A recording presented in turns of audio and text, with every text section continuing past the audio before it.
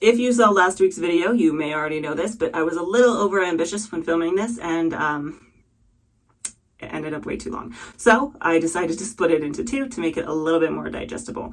That being said, in this video, I will be talking about different DIY treatments, what they claim to do for your hair, how to make them, and things like that. And if you don't see your favorite treatment in this video, check out last week's video. If you already saw it, thank you for sticking around. And if you didn't see it, your favorites in either of these two videos, drop a comment down below. And if I get enough recommendations, I will make a third part to this. If you do like content like this, please do like and subscribe. It helps me out a ton. And if you are new to my channel, hi, my name is Lena, and welcome to my bathroom. This is one that I actually haven't done, but I have seen other people do it, and that is a rosemary oil treatment. Rosemary has kind of come out as this really big ingredient that's gotten really popular in just about anything that touches your scalp. So things like shampoos, conditioners, deep conditioners, scalp treatments, things like that. And the reason for that, rosemary has a lot of benefits to it. Rosemary stimulates your scalp, and this helps just encourage scalp growth, as well as kind of similar to other ones that I've talked about, just that reduce shedding. And then it is also anti-inflammatory, it's antibacterial, it's antifungal, and then it has a lot of antioxidants in it, which have its own benefits. And then especially if you're pairing it with an oil that you know is going to work well for your hair, doing this kind of rosemary oil treatment can be very beneficial. So the oils that I saw that recommended that you pair with this would be like jojoba oil and sweet almond oil. And the reason I think those two are highly recommended is they're not as heavy as something like coconut oil or olive oil. And the other reason those two are recommended is because those are oils that actually penetrate your hair. Not all oils do. I think I talked about this in my other video, so check that out for more information. But some will just seal your hair, whereas others actually penetrate it. So using your jojoba oil or your sweet almond oil, you want to put that in a pot and kind of let it warm up a little bit. Add typically fresh rosemary, though I think you can use dried. It's just not going to be as effective.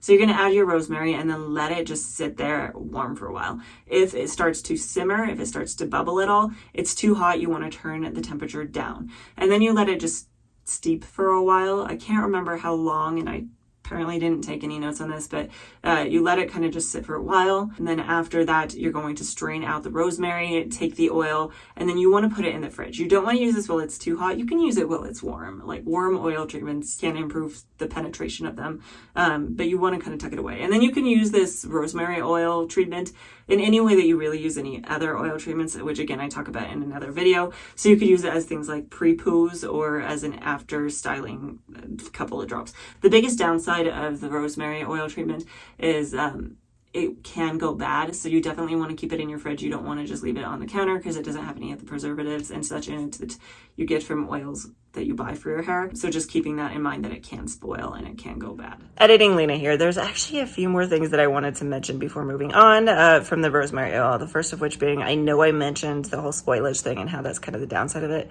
Is not that the others don't. If you were to mix it up and then let it sit before using it, they could definitely go bad. It's just that mainly when you're making the other DIYs, you're going to use it all in one go.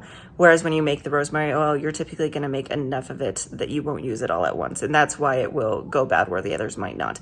The other thing I wanted to mention here very quickly is just when you're making your rosemary oil concoction, you can definitely add and mix other things into it that suit your needs. A pretty common one I think is lavender. You can make a lavender rosemary oil and other things like that, other flowers, other herbs. So keep that in mind. And a subscriber was one that mentioned that to me on the first part of this video. So thank you for dropping that comment. Moving on. The next thing I want to talk about is one that I'm actually not super familiar with. I feel like I could probably make an entire video of this all on its own, and that is Ayurvedic. So this, like I said, is more of a category. Ayurvedic in and of itself is referring to Indian holistic medicine. So it's typically Indian ingredients that would be mixed together to make some sort of medicine to improve your health. Now, when you're talking about hair products, again, it's just taking those same or different Indian ingredients, Indian herbs and things like that, mixing them together to get benefits for your hair. I first heard about Ayurvedic through Bounce Curl Ayurvedic Deep Conditioner, and a lot of the ingredients that you're going to normally see in something Ayurvedic are in these, but you can actually make your own DIY treatments. So there's a lot of different ingredients that you can look for that have different benefits that you can mix together to make your own DIY mask. Things like henna, which can protect your hair, cassia, which can be cleansing, amla promotes hair growth, fenugreek adds slip, and then harataki is a scalp stimulant, Brahmi reduces graying. Bringraj reduces hair loss. Ginger improves scalp stimulation. Ashwagandha strengthens the hair. Moringa is rich in vitamins. And then there's also things like sesame seed or black seed, neem, and other things like that. However, I am probably not the best source of information on this, especially being from like India. I would probably source this out to an Indian source. The person that I know of best that talks a lot about DIY Ayurvedic stuff would be Girls by Nat. So again, I will leave a link up above and down below and all the other places so you can find her information on this. She's done several videos where she talks about DIY treatments that she does using a lot of different Ayurvedic ingredients. So I will leave a link for her if you want to check that out for a little bit more information. I just don't feel like I'm the person necessarily to go to for this. Next one I'm going to talk about is going to be an aloe rinse. Now I know you can use aloe all on its own as a hair gel. It can work just by itself, putting it in your hair, scrunching it in, and then treating it like a gel. But right now I'm going to talk about it a little bit more as like a hair mask to some extent. So aloe is a hair mask. Some of the benefits of it are that it is anti-inflammatory. So if you're getting it close to your scalp, it's going to help improve the kind of overall health of your scalp. The enzymes and the fatty acids in it are also going to help reduce inflammation in your scalp. It is also moisturizing because aloe is a film-forming humectant. It's going to bring that moisture to your hair and then help trap it into your hair. So it's going to make it feel nice and soft and just moisturized overall. And then it also has vitamins, folic acid, and choline. I think that's how that's pronounced. But those are going to help nourish your strands and then strengthen it as well. So when I was looking at a lot of these treatments with aloe, they were kind of recommending mixing it with oil, kind of like some of the other treatments that I was talking about. So you're going to mix your aloe with you can either like buy just pure aloe in a jar, or you can actually buy like the aloe leaf yourself, whichever you prefer. Mix it with that oil and then apply it to your hair like you would a mask. Leave it in like you would a mask. And then after that, you can kind of just see how it feels on your hair. Some people will actually use this as a deep conditioner, and then you don't necessarily need to follow up with one. But if it's not quite moisturizing enough on your hair, you can then follow it up with a deep conditioner. Another very similar concept to this would be flaxseed. So I know it's pretty popular in the wavy, curly, coily hair community to make a flaxseed gel where you just take flax seeds, you mix it with water, and then you boil it for a while, and it kind of releases like this snot like consistency, which then you can turn into a hair gel. So very similar to aloe in that sense, and you can use it exactly like you would an aloe. But you can actually also use flaxseed and that sticky gummy substance as a hair treatment as well. So the benefits of that, flaxseed does actually also have a little bit of protein in it, and then it also has things like fatty acids and fibers. It's an antioxidant. It has lots of vitamins and minerals in it. The oil that you mix in with it, if you are going to do it the same with the aloe, is going to have different benefits as well. And then it nourishes and improves hair growth. It's actually, flaxseed also has vitamin E in it, which is good nutrition for the scalp and can help reduce free radical damage on your hair. And then it can actually help to improve the shine of your hair as well as increase the elasticity. Typically, when you make a mask for your hair with flaxseed, you're going to do it the same way that you would, like you kind of make that gel. You're going to get that snot-like substance, mix that with some sort of oil, and then apply it to your hair. Leave it in like you would for a mask for 15 to 30 minutes. Rinse it out, and then kind of just see how your hair feels again, and if it needs it, you can then follow it up with a conditioner. Finally, on to the last one. Again, not because I ran out of things to talk about, but because I am tired. And also because I got tired of my research when I was researching.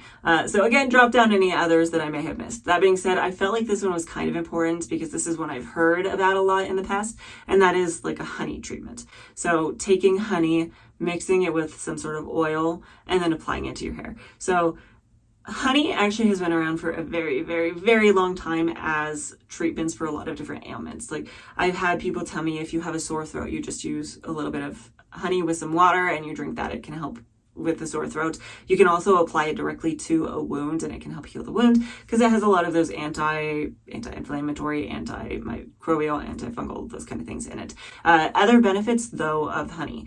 One, it is actually also a film-forming humectant, which means that it's going to help bring moisture to your hair and then kind of help to seal it in. So it is moisturizing, which means it's going to be helpful for dry hair or damaged hair.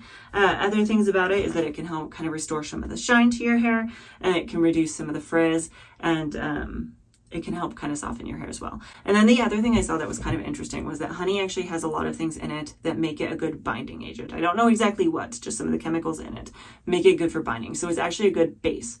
So if you want to make your own DIY, mixing and matching a lot of things together, honey is a good base because it's going to help just bind all those things together, make them their most beneficial to your hair. The specific recipe that I saw for this was that you're going to want to take half a cup of honey, a fourth of a cup of your oil of choice, and then you want to warm them up and mix them together. Now, you want to warm them up enough that they will mix, because obviously honey needs to be warm to be viscous. And then you want to wait until it's cool enough that you can touch it, but not too cool, so you can apply it to your hair. The warmth of it is going to help with the penetration as well, but you obviously don't want it to be so hot that it's going to do damage to your hair. And then you just treat it like any other hair mask, leave it in for 30 minutes or so, and then rinse it out. And then again, like any of these other treatments, kind of determining at that point whether or not you think that you might need a conditioner to follow it up with.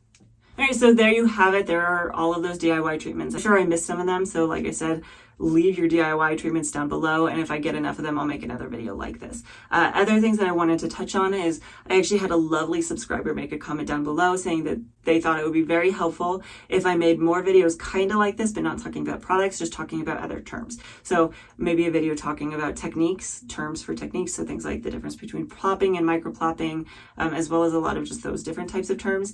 And then another video talking about terms, just how we describe our hair, things like shrinkage and things like fullness versus volume, definition, and just those kind of descriptions. So I actually really like that idea. So I think I'm going to kind of continue this series, which is further descriptions. And if you have anything specifically you want me to talk about and touch on, leave that down in the comments below. I love hearing your comments and your feedbacks.